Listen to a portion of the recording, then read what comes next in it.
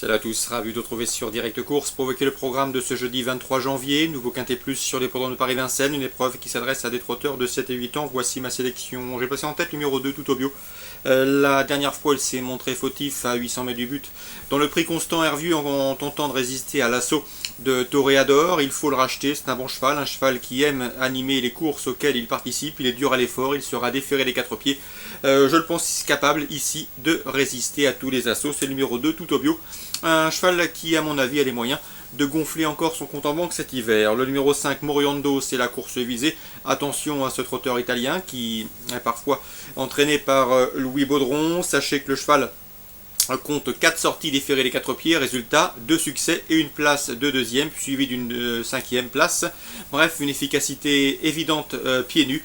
Ici, le cheval déféré des 4 et confié à Franck Nivard s'annonce redoutable. C'est la course visée, je vous le répète. Le 16, Secret de Chenu, qui vient de prouver sa forme à Vincennes sur plus court de 1100 mètres en étant déféré des 4 pieds, devrait pouvoir confirmer. Jean-Michel Bazir, son entraîneur, se remet à son sulky, c'est bon signe car l'engagement de surcroît est de qualité. Le numéro 10, Tartan Vry, elle fait preuve d'une loi de régularité depuis plusieurs semaines. Elle collectionne les bons résultats. Elle mériterait de voir ses efforts récompensés par une victoire. Elle en a les moyens. Le numéro 15 est Saga de Vermont. Attention à elle, elle dépend de l'entraînement très en forme de Jean-Luc Claude Dersoir. Elle sera déférée des 4 pieds comme lors de sa deuxième place obtenue lors de son avant-dernière sortie. En dernier lieu, elle évoluait ferrée. Il faut donc la reprendre. Le numéro 7, c'est Trinity JL. À mon avis, elle peut venir corser les rapports de cette compétition. Sa récente deuxième place en semblable société plaide en sa faveur. Le numéro 17, Silat Corbury, briguera une place. Silat Corbury qui vient de prouver sa forme autre montée. Et le numéro 18, Korat Frédéric, pour sa régularité, pour ses talents de finisseur, mais également pour la qualité de son engagement, mérite également une mention favorable pour l'obtention d'un accessite. 2, 5, 16, 10 pour mes préférés. Les outsiders, le 15, le 7, le 17 et le 18. Suite du programme à Vincennes. Dans la troisième, je vous conseille le 308 Kezio de Cayola. Il a remporté cette course à réclamer en 2012 et en 2013. Il tentera ici de conserver son titre. Mais attention, son compagnon d'entraînement est de couleur, le 301 Kébir de Léo s'annonce comme un rival des plus sérieux. Un cheval qui n'a pas été ridicule dernièrement en société plus relevée. Attention également au 304 Cartino qui lui possède la meilleure réduction kilométrique du peloton sur ce parcours. Bref, la famille Goetz très bien armée dans ce troisième rendez-vous à Vincennes.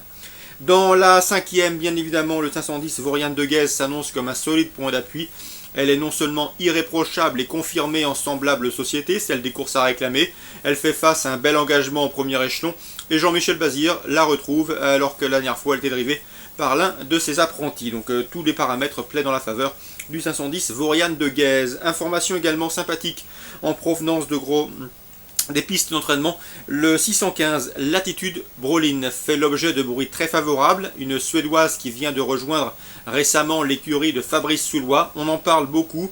A priori, elle possède énormément de qualité. Elle sera déférée des 4 pieds pour ce bel engagement réservé aux juments. Des juments italiennes dans cette course qui demeure difficile à situer également. Mais je pense sincèrement que le 615 Latitude Brolin a les moyens et est capable de s'illustrer d'emblée sur la cendrée parisienne. Notez ce numéro, le 615 Latitude Brolin. Mon coup de cœur, 615, 510 et troisième course, les courses ciblées à Vincennes. Petit mot sur Cagnes en Réunion 2. Deux chevaux à vous conseiller, le 207 Joe Vati, il reste sur 2 succès sur la PSF de Deauville. Sa famille, en tout cas, c'est dans la famille, on est toujours très performant sur le sable. Il en a également prouvé les aptitudes. Ici, je le pense capable de réussir. Après 2 victoires dans des handicaps deauvillais, il me semble capable de confirmer sur la PSF de Cagnes-sur-Mer. Dans la quatrième, j'aime beaucoup le 401 Catchiquin qui vient lui aussi de prouver sa forme en s'imposant sur la PSF de Deauville. Il semble en mesure de faire aussi bien sur celle de Cagnes-sur-Mer. L'engagement est intéressant, lui a trouvé une belle course, à lui d'en profiter.